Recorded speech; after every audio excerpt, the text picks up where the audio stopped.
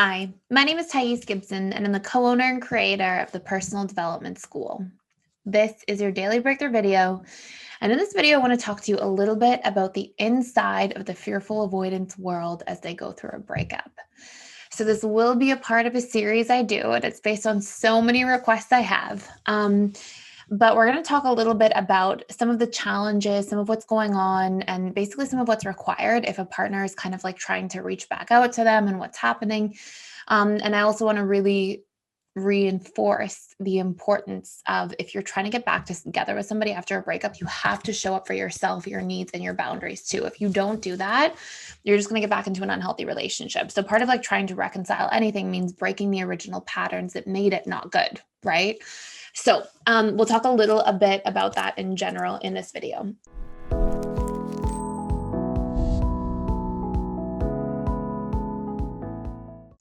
So first and foremost, before I dive into that, we also are starting our 90-day challenge March 1st. You can jump in and get started a little bit early. We have a coupon code in the description box below if you want to check that out for 25% off our all access membership pass. And the 90-day challenge is basically you have to complete 2 courses per month. Join 2 live webinars a week and complete the workbooks. And all courses are about 1.5 to 3 hours in length. I'd say the average course being about 2 hours and 15 minutes of pre-recorded content. And I highly recommend checking it out if you really want to do a deep dive in like healing your relationships, feeling more joyful, feeling more at peace, being able to reprogram limiting beliefs, all that stuff, learning about boundaries and your needs and really developing your sense of self and clarity in your life, because that's sort of what the school is all oriented towards.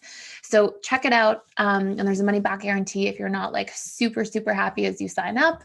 But we've had really, really fantastic results for people in there. 96% of people, I think it was like 95.8 or something, but basically 96% of people reported in their 90-day challenge becoming significantly more secure, which was our highest ranking to rank in there. So anyways, okay, so we'll focus on this now. So a few things. This is based basically on a question specifically that I have inside of our members lounge.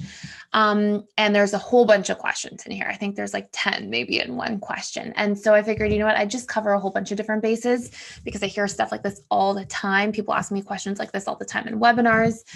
So I figured I would cover a bunch of bases and just sort of touch on the inside of the fearful avoidance life. So while they're going through a breakup. So this person says, if the fearful avoidant shuts down because of a breakup, how long do they need before they're feeling better or open to being reached out to or reconciling? And the first part of this is it usually takes quite a few weeks. Normally, fearful avoidance will numb for the first like 2, 3, sometimes 4 weeks, just really like push down their feelings, repress them, try not to feel them. Right around between, like, depending on where they're leaning. If they're leaning anxious, maybe it'll be around 2+ weeks. They're starting to feel more of their feelings. If they're just a straight fearful avoidant, you'll hit like the 3 or 4 week mark. And if they're fearful avoidant with a stronger dismissive than anxious side, you'll get like a little past the 4 weeks before they really let their own feelings in. And normally they'll go through these kind of like creature comfort seeking phases where they will really seek out like spending a ton of time with friends, going out all the time, keeping themselves really busy, throwing themselves headfirst into things like exercise or a sport or a hobby or a new job or working extra, just like really trying to avoid their feelings altogether. They don't do this consciously and intentionally. It's often something that just happens. Of course, like if you're studying yourself and learning about yourself, you'll start to observe your patterns and know that, okay, I'm doing this somewhat intentionally, but that tends to be the natural like coping mechanism. And then once they've had a little bit of time pass and they start being open to feeling their feelings, then they'll kind of hit this like, oh, I miss this person, or I'm feeling something about it, or, oh, I wish I didn't react this way, etc. So when you're talking about this next question the person has is, how does no contact a fearful avoidant that is shut down? Basically, it makes them just like want to stay shut down. And the really interesting part about fearful avoidance is sometimes if they're leaning more anxious, if somebody misses beyond the mark of that no contact phase.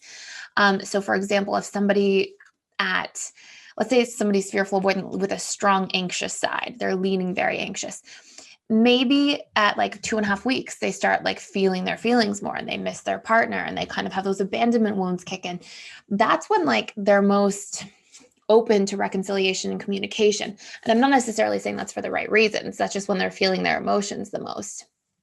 And they're most like willing to like reflect and do the work and they would be most open and happy if somebody reached out and so on. But if you let it go beyond that part, like if it's a fearful avoidant leaning anxious, and then let's say it's like 6 weeks that you reach out, sometimes what'll happen in between that intermediary phase is you'll see the fearful avoidant then feel rejected that the person is not reaching out, but also not want to be vulnerable themselves, so they won't reach out. And then all of a sudden, as weeks go on, they'll feel more rejected and hurt by the fact that the person didn't reach out or fight for them and are all these different things the fearful avoidants do often expect after a breakup. And then because of that happening, this will then turn into the fearful avoidant feeling rejected, hurt, and then shutting down again and deactivating and closing back off even more strongly the second time around, or at least just as strongly as they originally did. And so timing with the fearful avoidant is so important, and it's like very delicate and intricate to a certain degree, depending on like which way the FA leans.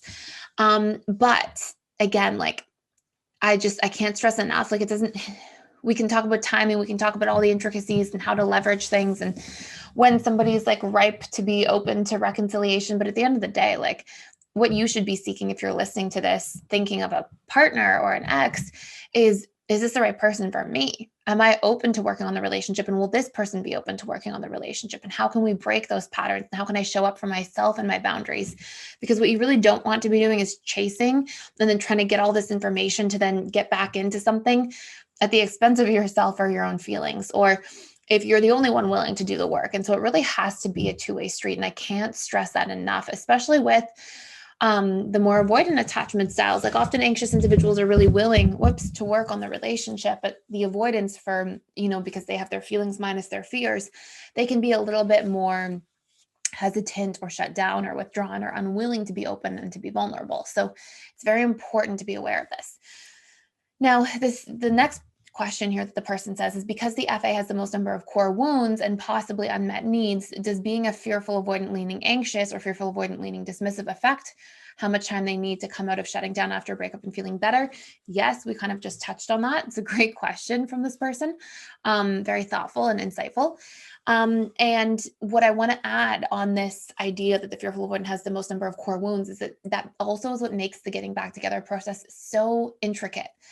Because what fearful avoidants go through when they're thinking about turning and going back to an ex is they often have this, like, they really want to feel wanted, invested in, like the person is interested and focused and wants to make the relationship work, wants to do the work, but they also don't want that at the expense of like their space and time.